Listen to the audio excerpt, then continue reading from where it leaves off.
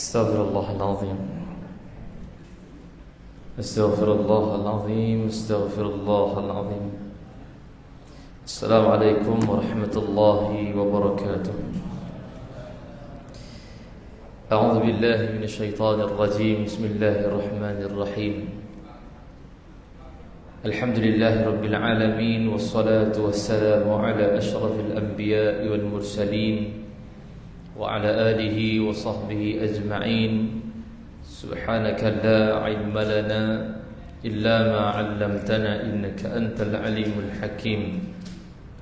رب اشرح لي صدري ويسر لي أمري واحلل عقدة من لساني يفقه قولي. ولا حول ولا قوة إلا بالله العلي العظيم. أما بعد، قال الله تعالى في كتابه الكريم: أعوذ بالله من الشيطان الرجيم.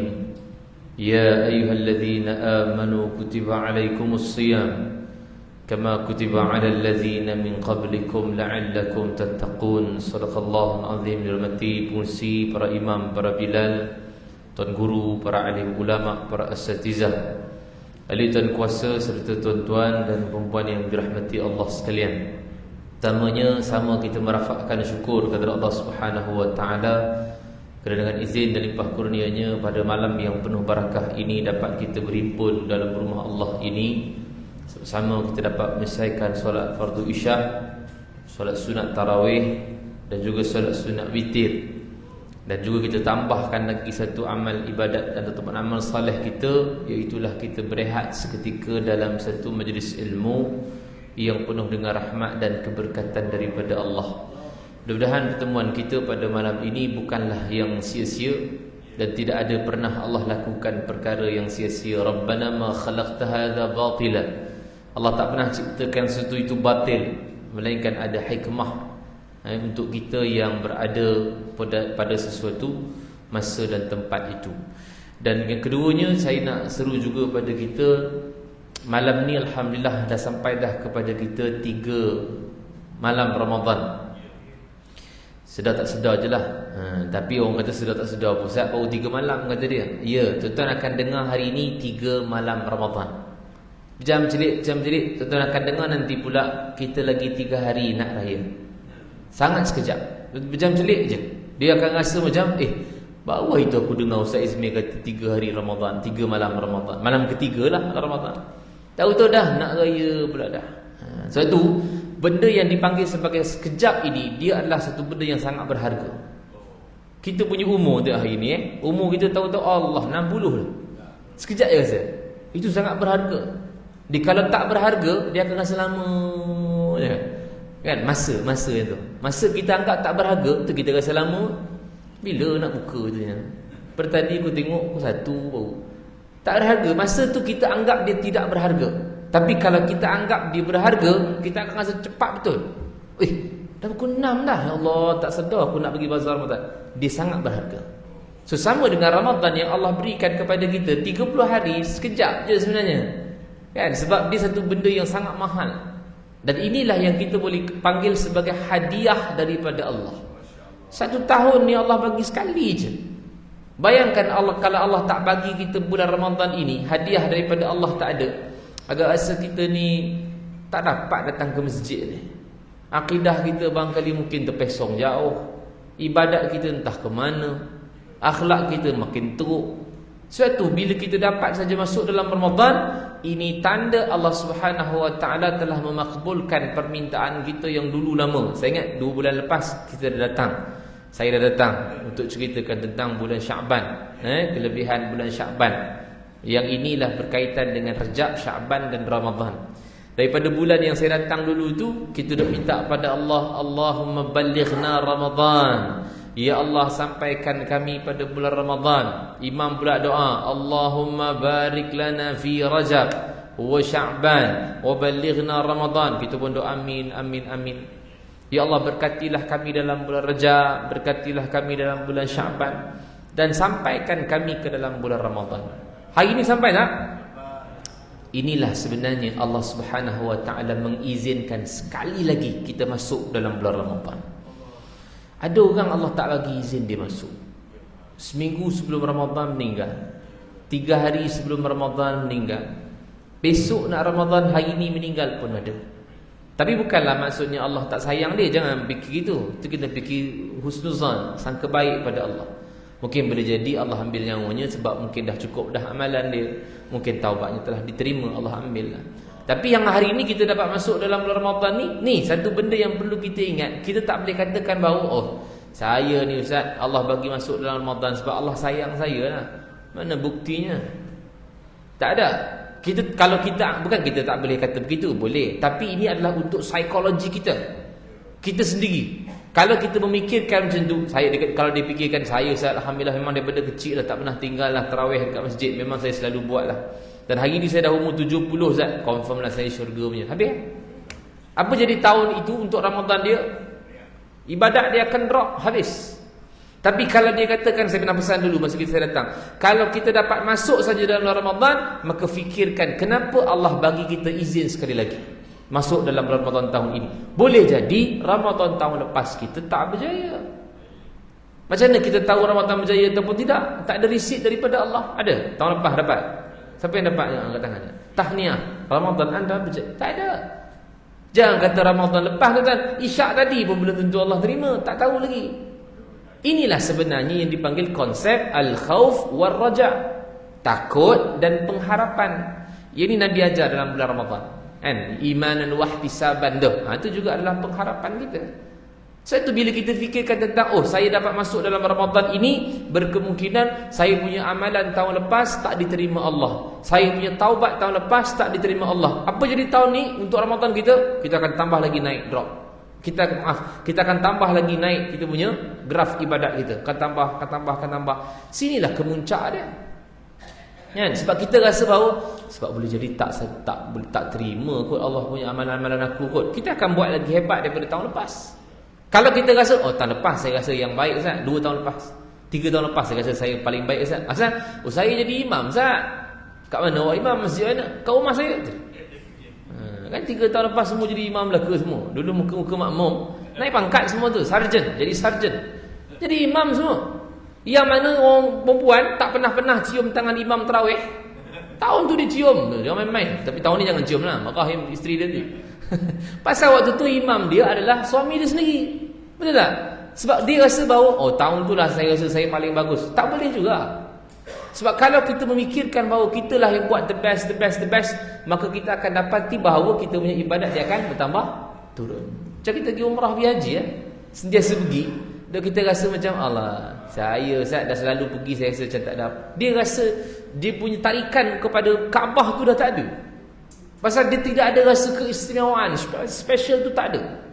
Banding dengan orang yang first time pergi, walaupun kita kata menara jam tu paling tinggi lah. Saya kalau bawa jemaah, saya kata boleh tengok menara jam, tapi jangan taksub dengan menara jam. Sebab nanti kita akan hilang ketaksuban dan ketakziman Kaabah tu lagi. Maksudnya kita dah takzim betul dengan menara jam, padahal menara jam tak ada apa pun. Menara jam ni orang biasa je yang buat, tapi Kaabah ni adalah Nabi yang buat. Kan? Nabi Ibrahim Nabi Ibrahim angkat balik. Wa yarfa'u Ibrahim, diangkat kembali batu-batu ataupun disusun balik, dibina balik oleh Nabi Ibrahim alaihissalam. Dan sebab itu bila mana saya sebutkan pada jemaah saya, boleh tengok menara jam. Kalau boleh tak nak tengok pun tak apa. Sebab kita nak first kita tengok adalah Kaabah tu, biar ta'zim, biar agung. Falyabudu rabb hadzal bait, kata Allah. Hendaklah kamu sembah kepada Tuhan rumah ini, iaitu Kaabah. Dan sebab itu bila mana orang yang dapat pergi ke sana first time, dia akan rasa appreciate sungguh masa kat situ. Dia akan boleh sentiasa semayang di masjid subuh sampai isyak tak balik pun ada. Saya bawa jemaah yang first time, kadang tak jumpa balik ke hotel. Pasal dia duduk kat sana, kita tengok hilang, mana makcik tak balik ke hotel. Makan kat, tak tenang Ustaz, kami itikaf, kata dia. Itikaf punya lama, kita boleh itikaf ni subuh sampai isyak. Tak ada harapan tu ni. Baru nak itikaf, bini call dah suruh balik, kan payah tu. Sana mana ada, kan? Sana kita boleh buat ibadat tanpa kita memikirkan langsung tentang dunia. Tak ada. Sebab semua environment tu semua adalah orang yang beribadat. Tu kita duduk dalam Ramadan, kita boleh beribadat. Pukul 10 kat masjid dia surau lagi tuan-tuan. Selain bulan Ramadan pukul 10 ada kat surau. Tak ada harapan. 9 tutup pintu dah semua. Tapi kita punya environment tu kata hadiah daripada Allah. Sebab tu kita kata tadi, masuk saja bulan Ramadan, alhamdulillah, sebab Allah telah memberikan kita satu lagi hadiah ataupun kurniaan daripada Allah. Maka patut kita buat apa bila masuk Ramadan? Bersyukur pada Allah Subhanahu wa taala. Ni saya nak highlightkan yang ni supaya kita nampak. Kan, besok ustaz-ustaz lain pula dia bagilah highlight yang lain pula. Saya nak suruh kita ni bersyukur je. Bersyukur macam mana ustaz? Saya alhamdulillah lah ustaz, dah syukur dah itu. Macam mana awak bersyukur? Saya alhamdulillah lah. Betul. Salah satu tanda syukur ialah mengucap alhamdulillah. Betul Itu adalah daripada sudut lisan kita. Tapi tuan-tuan, baik kita kena faham, syukur itu tak semestinya dinampakkan daripada lidah. Sebab orang yang buat maksiat pun kadang-kadang sebut perkataan ni. Menang nombor ekor, alhamdulillah tu. Alhamdulillah first prize ke kita. Alhamdulillah first prize ke bendanya tu. Dah haram. Dah haram sebut alhamdulillah lagi. Tapi salah satu tanda kita bersyukur ialah memang sebut dengan lidah. Yang kedua dengan i'tiqad. I'tiqad macam mana Ustaz? Yang mana kita boleh masuk dalam bulan Ramadan ini, kita yakin Allah yang berikan kita kekuatan. La haula wala quwata illa billah. Tidak ada daya dan tidak ada kekuatan melainkan Allah yang memberikan kekuatan itu pada kita. Bukan kita. Dan kita sebutkan tadi, bila masuk dalam bulan Ramadan tadi, kita nak dua benda yang penting. Dia punya perkara yang sangat penting bila kita dapat masuk dalam Ramadan, ialah kita nakkan sehat dan juga taat pada Allah. Dua ni sangat penting. Kalau kita duduk dalam Ramadan tak ada dua ni, tak ada guna. Kita duduk dalam bulan Ramadan, kita sehat tapi tak taat, tak ada guna. Kita duduk dalam Ramadan, kita taat tapi tak sehat pun tak ada guna. Jadi sebab tu kita nak minta. Dia kata, Ustaz, manalah kita boleh dapat kawal sehat ke taat tu? Kan Allah yang bagi. Sebab tu saya minta kita doa pada Allah. Itulah gunanya ud'uni astajib lakum, kata Allah. Minta pada aku akan mustajabkan. Memang kita tak ada kuasa, kita tak ada tahan, kita tak ada daya untuk nak menahan penyakit datang pada kita. Tak ada orang boleh tahan begitu. Contoh, hari ni sihat, besok demam. Kan? Hari ni sihat, besok dah batuk-batuk. Hari ni sihat, besok dah sesama. Siapa boleh tahan? Tak ada siapa. Tapi kita ada satu kuasa ataupun kita ada satu senjata yang kita boleh minta pada Allah. Ya Allah, aku nak masuk dalam Ramadan dalam keadaan sehat dan juga taat. Mintalah pada Allah. Kan Allah kata Allah boleh mustajabkan. Allah sendiri sebut dalam surah Ghafir kan? Qala rabbukum ud'uni astajib lakum. Tuhan kamu kata apa dia? Minta pada aku akan mustajabkan. Surah Al-Baqarah, wa idza sa'alaka 'ibadi 'anni fa inni qarib ujibu da'watad da'i idza da'an falyastajibu li wal yu'minu bi la'allahum yarshudun. Allah kata, bila hamba-Ku tanya aku mana, katakan pada mereka aku dekat. Fa inni qarib ujibu da'watad da'i idza da'an. Aku mustajabkan bagi orang yang meminta pada aku. So kita minta pada Allah, tapi tak dapat-dapat pun Ustaz, minta dah, minta lagi. Dia bukan boleh minta terus dapat kan? Itu konsep istighasah. Konsep doa ialah istighasah, permintaan, bukan perintah. Kan beza tu. Kita kadang doa selalu perintah. Kan? Saya doa Ustaz, tapi itulah tak dapat-dapat. Kita doa ke perintah? Kalau kita duk minta pinjam kereta, Mat, saya ingat nak pinjam kereta lah, nak balik kampung tahun ni, kata dia. Saya rasa saya pun nak balik kampung juga pakai kereta saya. Alah, minta lah, takkan tak boleh minta. Bagilah aku pinjam, kata dia. Awak nak pinjam ke awak perintah tu sebenarnya? Itu konsep istighasah. Yang sebenarnya kamu minta pada Allah, nak sehat, nak taat, nak panjang umur, nak murah rezeki, kau kena tunggulah daripada Allah nak bagi bila. Bukan minta, saya minta Ustaz, tapi itulah rasa macam tak makbul doa saya. Ustaz, tak dapat dah 5 tahun minta dah. Maknanya belum sesuai. Nabi pun minta doa pada Allah, bukan on the spot. Tak on the spot. Kan bila Nabi minta pada Allah untuk tukarkan arah kiblat, bulan lepas kita dah bincang tentang Syaban, pertukaran arah kiblat. Bila mana Nabi ni dikutuk dan dihina oleh orang-orang Bani Israel, kalau betul Islam ni agama yang benar, pasal apa kiblat sama macam kami? Baitul Maqdis juga. Kan kiblat pertama orang Islam Baitul Maqdis. Sama dengan Yahudi, Bani Israel. So waktu tu sebenarnya Nabi doa pada Allah bermula Nabi masuk ke Madinah Rabiul Awal 21 Hijrah, sampailah tahun depannya bulan Syaban 2 Hijrah. Berapa bulan? 16 bulan. Setahun lebih meminta pada Allah. Barulah Allah turunkan ayat menceritakan tentang Allah melihat Nabi ini mendongakkan kepalanya ke langit. yang mana seolah-olah menunggu arahan daripada Allah. Fawalli wajhaka syatral masjidil haram, untuk palingkan wajahnya ke Masjidil Haram. Nabi pun boleh, kalau kita kata Nabi pun makan masa berbulan untuk nak makbulkan doa. Dah kita lagi dah tak ada. Kan? So kalau kita masih lagi belum dapat, mana kena minta lagi pada Allah. Habis susah kalau kita ada yang minta tapi tak dapat. Kita pun kadang ada yang minta tak dapat. Kan? Pagi tadi kita sahur makan apa? Nasi kan? Nasi ataupun apa-apa je lah makanan yang kita makan kan. Ada kita minta malam tadi, ya Allah, nanti sahur saya nak makan nasi dengan ikan lah ya Allah. Ada minta? Tak ada, tapi kita dapat makan tak? Dapat.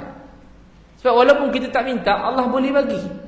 Ini kan pula kita minta pada Allah, menunjukkan bahawa kita adalah seorang hamba dan Allah itu seorang ataupun yang itu panggil sebagai Tuhan, yang mana kita masih menganggap bahawa kita ada Tuhan. Itu yang menyebabkan Allah boleh memustajabkan doa kita. Tapi bila wallahu alam, ini kena pulangkan pada Allah. Itu kata i'tiqad. So bila kita bersyukur dengan Allah bagi kita peluang masuk sekali lagi dalam bulan Ramadan, pertama ucap alhamdulillah. Ni bukan sekali saja malam pertama hari itu. Setiap kali kita bangun memang diajar oleh Nabi, alhamdulillahillazi at'amana, makan aja kerja kita. Ahyana ba'dama amatana wa ilaihin nusyur. Tiap-tiap kali bangun kita diajarkan oleh Nabi untuk minta ataupun untuk berterima kasih pada Allah. Tu kita dah masuk dalam bulan Ramadan, yang ni dulu kena. Lepas tu i'tiqad tadi, bahawa kita tahu yang memberi izin kita masuk dalam bulan Ramadan adalah Allah. Dua. Dan yang ketiga ni paling besar tuan-tuan, yang menunjukkan tanda kita bersyukur pada Allah ialah dengan menggunakan anggota zahir kita. Mana kita nak bersyukur pada Allah dengan nikmat Allah bagi kita masuk sekali lagi dalam Ramadan. Apa tanda yang kita bersyukur dengan Allah bagi izin kita masuk Ramadan? Ialah dengan cara memperbanyakkan amal saleh dan ibadat kita pada Allah. Itu tanda kita bersyukur dengan syukur yang sebenar. Ini tandanya lah. Antaranya kita boleh duduk dalam majlis ilmu, kita boleh semayang tarawih, nanti malam kita baca lagi Quran tadarus, nanti kita bangun qiyamul lail lagi.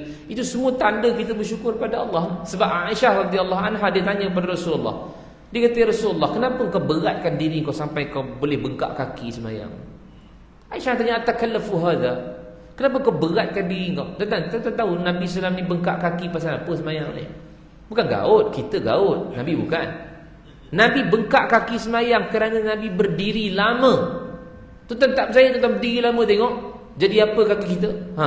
Kita kadang pun tak larat nak berdiri lama, duduklah semayang sunat tu kan. Boleh tak? Boleh. Jangan kata kita, sahabat Nabi Huzaifah Al-Yaman yang ikut Nabi semayang tu, bila Nabi semayang sunat, ni bukan Ramadan lah, Nabi semayang sunat malam, Huzaifah tengok, dia tengok Nabi semayang, Huzaifah pun ikut belakang. Huzaifah kata, aku ikut Nabi semayang waktu tu aku dengar Nabi baca Al-Fatihah kemudian baca Al-Baqarah. Kata Huzaifah, biarkan Nabi baca sikit-sikit je, rupanya habis Al-Baqarah tu baca 286 ayat. Walaupun waktu tu belum habis lagi kan ada ayat terakhir turun 7 hari sebelum Nabi wafat. Tapi nak sebutkan, kira panjang lah surah Al-Baqarah Nabi baca tu, menggeletar lutut sahabat ni. Huzaifah Al-Yaman cerita sendiri ni, macam mana diikut Nabi ibadat solat seorang di rumah ni. Kita imam baca panjang pun geling lah kita kan. Baca sabihis je, sabihis ma rabbika. Celaka betul imam ni, panjang pula dalam ni.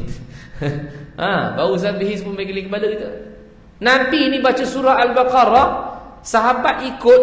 Aku yang akan kata Huzaifah, Nabi nak rukuk lepas habis Baqarah tu, sambung lagi Ali Imran 200 ayat. Habis 2 Ali Imran, sambung lagi surah An-Nisa 176 ayat. Baru Nabi rukuk. Tuan-tuan bayangkan, kalau 4-5 juzuk satu rakaat, itu pun dah lama dah. Satu juzuk berapa minit kita? Kalau yang paling pelaju berapa minit? Lebih kurang 20 minit, 20 ke 30 minit. Bayangkan 4-5 juzuk satu rakaat, lebih kurang 2 jam setengah 3 jam buatlah berdiri. Barulah kata Huzaifah rukuknya Nabi. Tapi kata Huzaifah, wa kana ruku'uhu nahwan min qiyamihi, rukuknya sama panjang macam berdiri tadi. La ilaha illallah. Kita semayang tasbih, imam buat solat sunat tasbih tu pun bertasbih kita kat bawah. Tak sempat habis. Tak larat aku aku duduk terus lah katanya. Tasbih kan lama kan, subhanallah alhamdulillah wa la ilaha illallah. Jenis yang baca laju, kalau baca perlahan subhanallah, baca macam tu, lambung pening kepala, darah naik atas kepala. Nabi panjang dan lama bila mana dia Qiyam. Sebab itulah kesannya Nabi bengkak kaki. Sehingga Aisyah tanya Rasulullah, atakallafu hadha? Kenapa kau beratkan diri kau sampai macam ni ya Rasulullah? Sedangkan Allah telah ampunkan dosa kau, ma taqaddama min zambika wa ma ta'akhkhar. Allah ampunkan dosa kau dulu, sekarang, bila-bila, sampai bila-bila Allah ampunkan. Kenapa kau buat sampai macam ni ya Rasulullah? Nabi jawab satu je. Nabi kata, afala akunu abdan syakura. Tu syakura tu saya nak highlight tu. Salahkah aku nak menjadi seorang hamba Allah yang bersyukur padanya? Ni tandanya. So kita tak boleh kata Alhamdulillah. Alhamdulillah betul, boleh. Tapi lebih kuat kita bersyukur dengan nikmat yang Allah bagi bila kita dapat masuk dalam Ramadan, dah malam ketiga dah hari ini. Apa tanda yang lebih besar kita bersyukur pada Allah? Ialah dengan tambahkan amal soleh dan ibadat. Masa Syakban mungkin kurang, naik Ramadan, naikkan sikit. Masa Rejab mungkin kurang, naik Ramadan, naikkan sikit. Macam ni, samalah apa yang kita sebutkan tadi. Jarang pukul 10 kita duduk dalam bulan-bulan yang lain. Ini juga salah satu tanda kita bersyukur lah. Dan tolong istiqamah, kan? Bukan kadang seminggu yang awal saja. Saya kira mana tempat gitu lah. Seminggu awal penuh. Saya nak masuk pun tak boleh tadi, penuh. Lewat sikit saya. Tadi ada live dekat Astro tadi, tu yang enggak terlewat sikit tu. Ya, jadi lewat sampai tak boleh masuk. Tak apalah, saya masuk kat luar pun tak apa, tak ada masalah pun kan. Cuma nak sebutkan bahawa ramainya orang datang seminggu yang awal. Tapi sini mungkin sampai habis kot, ramai dah. Ke sama juga? Sama juga. Tu tak angguk cukup lah. Orang kamera bukan nampak pun kan. Ya Ustaz, ramai sampai hujung Ramadan kata dia kan. Tak apa, sebab apa? Tapi kita yang hari ni kita duduk dalam masjid dalam surah ni, kita cabar masing-masing diri kita. Yang aku boleh sampai ke penghujung Ramadan, aku boleh masih lagi dekat sini. Aku boleh semayang bersama dengan imam sampai witir. Aku boleh duduk dalam tazkirah walaupun dah pukul 10.30 dan seumpamanya. Aku boleh tadarus, aku boleh qiyamul lail walaupun dah berada di hujung Ramadan. Sebab dia ambil daripada kesan bila mana di hujung-hujung Ramadan. Kita punya final, kan bila ada pertandingan kan dia ada semi final, quarter final, ada final. Final kita adalah di 10 malam akhir. Yang kita duk kerumun kejar ni, tiba-tiba ke awal Ramadan ni mana ada apa-apa. Ni baru tentang qualification. Maksudnya dekat sini baru tentang baru nak masuk ke quarter final, masuk ke semi final. Yang kita betul nak kejar adalah di final. Final di situ adalah di pada 10 malam akhir di bulan Ramadan. Yang mana kata Nabi, taharrau lailatul qadri fil ashril awakhir min Ramadan. Tuan, sebenarnya Allah dah bagi tahu Lailatul Qadar ni bila tahu. Kita tak perasan dan kita boleh buat tak tahu. Tapi bukanlah maksudnya lepas ni terus tak datang dah. Allah bagi tahu saya datang time tu je dah Ustaz. Allah bagi tahu ialah untuk kita nak dapatkan tingkatan ataupun meningkatkan lagi kita punya ibadat pada malam tersebut. Kalaulah Allah hanya berikan surah Al-Qadar saja, inna anzalnahu fi lailatul qadr, Allah sebut dah turunnya Al-Quran itu pada malam Al-Qadar. Kalau Allah bagi hanya ayat ni saja ada dalam Al-Quran, kita terpaksa cari Lailatul Qadar itu pada 355 malam. Di mana dia?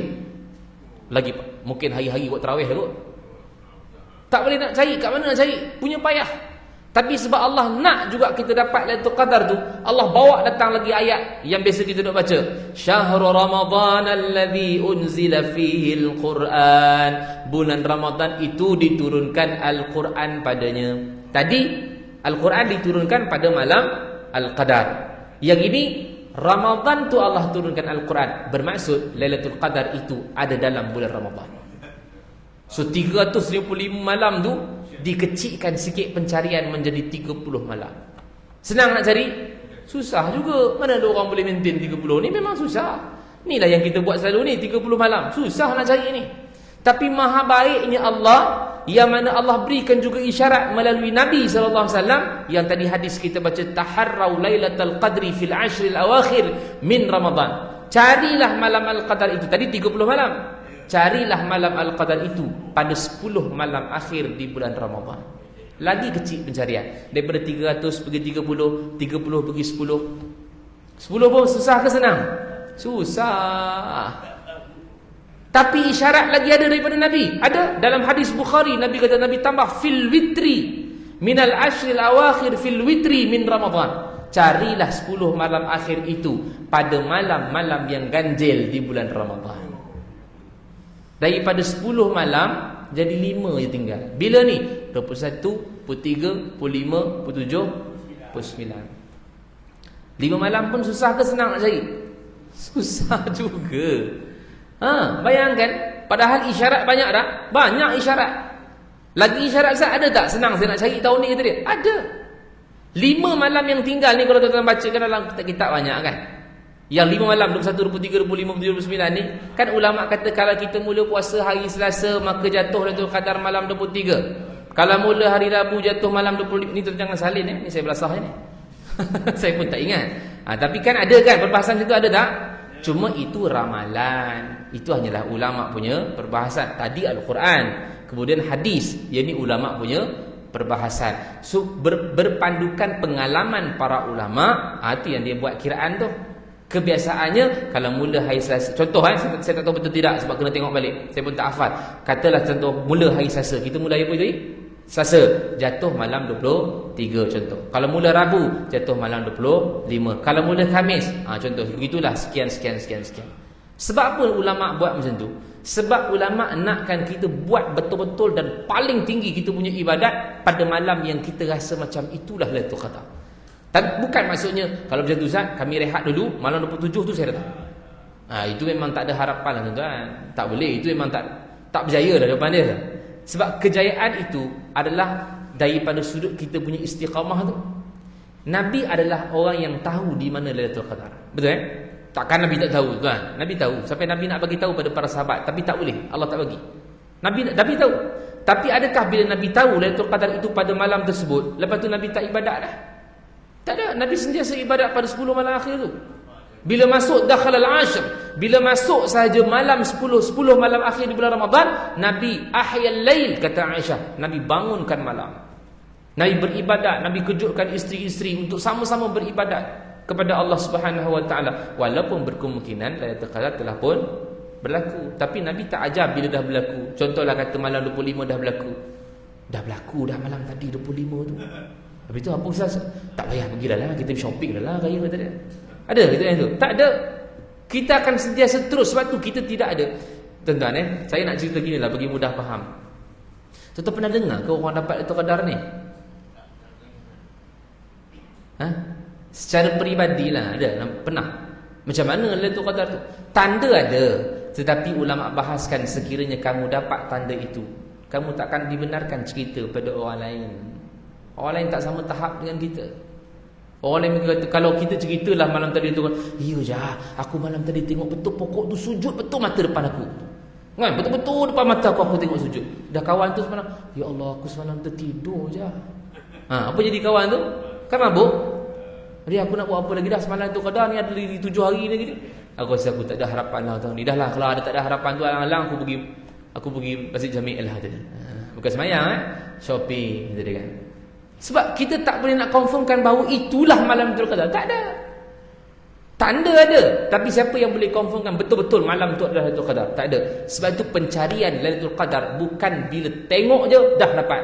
Tak. Pencarian Lailatul Qadar ialah 10 malam akhir itu ialah dibuat sebetul-betulnya pada malam akhir. Kalau dibuat betul-betul dapat Lailatul Qadar, dapat. Tapi sebutkan tadi 10 malam akhir, kemudian dikecilkan menjadi 5 malam akhir. Tuan-tuan ulama' bahas lagi tentang 5 malam ni. Dan kebanyakan para ulama' mengatakan bahawa kebanyakannya Lailatul Qadar itu jatuh pada 27 Ramadan. Tapi yang ini bukan hadis ataupun ini bukan Al-Quran. Bila ulama' yang bahas, dia adalah dia punya pengalaman, dia punya pendapat dia sendiri bagi semua. Kenapa dikatakan sebagai 27? Sebab dalam Al-Quran sendiri memberikan isyarat begitu. Ni orang pakar-pakar tuan, kita pun kalau baca pun mungkin kita tak akan faham. Tapi sebab mereka yang pakar ni mengkaji Al-Quran, dapat kat situ. Apa dia? Kalau kita tengok dalam surah Al-Qadar, inna anzalnahu fi lailatul qadar. Perkataan Lailatul Qadar dalam surah itu ada 3 kali Allah sebut. Inna anzalnahu fi lailatul qadr. Wa ma adraka ma lailatul qadr. Lailatul qadri khairun min alfi syahr. So ada 3 kali Allah sebut Lailatul Qadar. Betul Perkataan Lailatul Qadar itu ada 9 huruf. Lam, ya, lam, ta marbutah, alif, lam, qaf, dal, ra. 9. Satu perkataan Lailatul Qadar dikalikan dengan 3 kali Allah sebut dalam surah Al-Qadar bersamaan 27. So isyarat ini menunjukkan bahawa ulama kata kebanyakannya jatuh 27. Tapi jangan pegang yuyun 27 tu. Ini pendapat. Kan? Jangan ambil tunggu pula 27. Tunggu dah Ustaz, tak sujud-sujud juga kat rumah saya pokok tu. Itu bukan cari itu. Menunggu pokok sujud sampai raya dia tunggu pokok tu tak sujud. Esok dia jumpa Ustaz, saya ingat tak ada lah tu khatam lah tahun ni tu. Ustaz, di rumah saya tak sujud pokok tu. Memang kita tak dapat lah kita menunggu pokok tu sujud. Kitalah yang sujud. Okey, jadi itu antara isyarat pertama. Ada lagi satu isyarat dalam surah Al-Qadar tu juga. Sampailah pada ayat tadi, tanazzalul malaikatu warruhu fiha biizni rabbihim min kulli amr salamun hiya. Hiyadu berbalik kepada Lailatul Qadar. Hiyadu ialah perkataan daripada inna anzalnahu fi lailatul qadr. Hiyadu jatuh pada perkataan nombor 27. Inna satu, anzalna dua. Tu semua nanti kira lah. Saya balik buat homework. Saya bagi homework satu, kira. Hiyadu balik pada Lailatul Qadar tepat pada susunan perkataan yang ke-27. Okey, itu isyarat saja. Tuan-tuan jangan ya pula. Yang penting tadi kata masuk je 10 malam akhir Ramadan, ahyal lail, hidupkan malam. Cuma saya nak tutup dah ni, dah setengah jam dah saya bercakap ni, dan saya nak sebutkan bahawa tanda kita bersyukur dengan nikmat yang Allah bagi tadi. Teruskan macam ni, sebab ini adalah satu orang yang memang betul-betul syakir, orang yang betul-betul bersyukur dengan nikmat Ramadan yang Allah bagi. Terus kekal istiqamah dan fikirkan, bukan di sini final dia. Final di hujung Ramadan, yang mana 10 malam akhir itu diletakkan satu lagi hadiah yang lebih besar, iaitulah 1000 bulan Allah gandakan. Itu minimum. Tetapi perkataan khairun min alfi syahrin, dia boleh pergi lebih jauh daripada 1000 bulan. Mungkin 2000 bulan, mungkin 3000 bulan.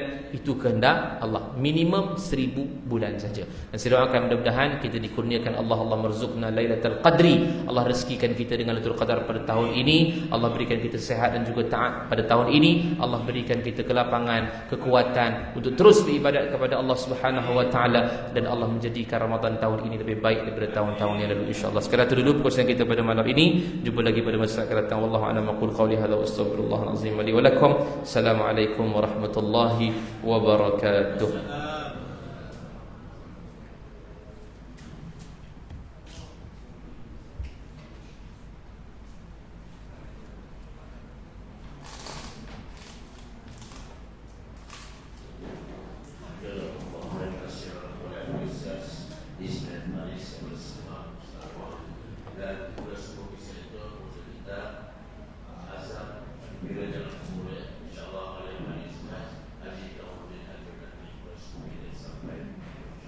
Syekh Ibrahim Fahid,